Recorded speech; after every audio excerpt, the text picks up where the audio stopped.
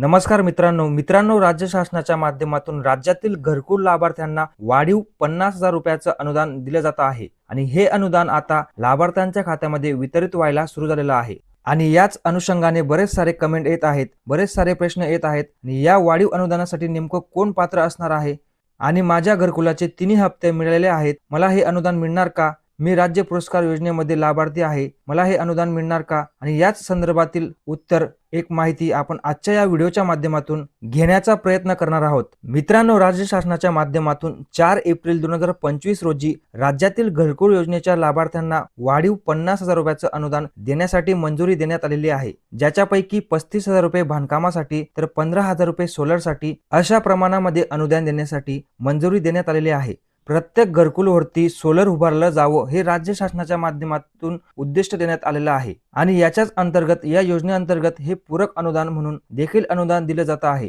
मित्रांनो, याच्यामध्ये कोण पात्र असणार आहे तर याच्या अंतर्गत आपण जर पाहिलं तर राज्य शासनाच्या माध्यमातून राबवलं जाणारं ज्या विविध योजना आहेत या विविध योजनेचे लाभार्थी याचप्रमाणे प्रधानमंत्री आवास योजनेच्या ग्रामीण टप्पा 2 च्या अंतर्गत पात्र असलेले लाभार्थी यांना 2024 ते 2025 पासून हे अनुदान देण्यासाठी मंजुरी देण्यात आलेली आहे। केंद्र शासनाच्या माध्यमातून 2024 ते 2025 पासून प्रधानमंत्री आवास योजनेचा टप्पा 2 हा टप्पा राबवण्यासाठी मंजुरी दिलेली आहे आणि हा टप्पा 2028 ते 2029 पर्यंत राबवला जाणार आहे आणि याच ग्रामीण टप्पा 2 च्या अंतर्गत पात्र होणाऱ्या लाभार्थ्यांना जवळपास 19.66 लाख घरकुलाचं उद्दिष्ट हे राज्य सरकारकडून घेण्यात आलेलं आहे। या लाभार्थ्यांना जे काही पात्र लाभार्थी होतील या लाभार्थ्यांना याचा अंतर्गत 50,000 रुपयाचं वाढीव अनुदान दिले जाणार आहे। केंद्र पुरस्कृत प्रधानमंत्री आवास योजना ग्रामीण टप्पा 2 तसेच राज्य शासनाच्या माध्यमातून राबवला जाणारा विविध राज्य पुरस्कृत ग्रामीण घरकुल योजनेच्या अंतर्गत 2024 ते 2025 मध्ये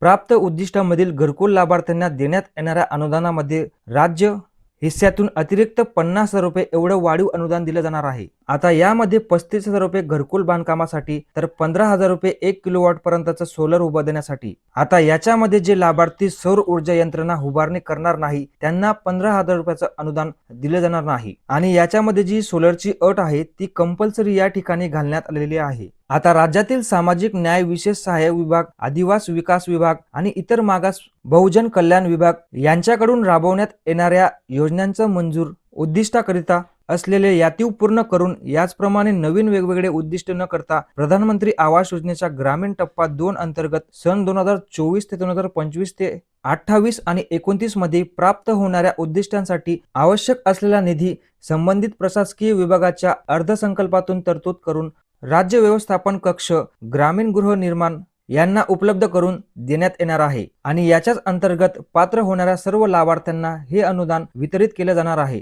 आता बघा, आपण याच्याच अंतर्गत जर पाहिलं तर राज्य शासनाच्या माध्यमातून राबवला जाणारा रमाई आवास योजना असेल, शबरी आवास योजना असेल, आदिवासी आवास योजना असेल, विमुक्त जाती भटक्या जमातीसाठी राबवली जाणारी यशवंतराव चव्हाण मुक्त वसाहत योजना असेल, इतर मागास प्रवर्गातील मोदी आवास योजना असेल किंवा इतर सर्व जे योजना येतात यांचे 2024 ते 2025 चे जे उद्दिष्ट आहेत त्या उद्दिष्टामधील लाभार्थी प्रधानमंत्री आवास योजना टप्पा 2 मधील लाभार्थी हे सर्व 2024 ते 2025 मधील जे लाभार्थी असतील त्या लाभार्थ्यांना हे अनुदान दिले जाणार आहे आणि पुढे 2028 आणि 2029 पर्यंत हे अनुदान देण्यासाठी मंजुरी देण्यात आलेली आहे। तर याच्या अंतर्गत जे कोणी लाभार्थी पात्र असतील ते लाभार्थी या अनुदानासाठी पात्र होणार आहेत। याच्यामुळे आपलं घरकुल टप्पा 2 च्या अंतर्गत 2024 ते 2025 चे मंजुरी आहे का तपासा आणि 2024 ते 2025 मधील मंजुरी असेल तर तुम्हाला हे अनुदान मिळणार आहे आणि 2025 ते 2026 पासून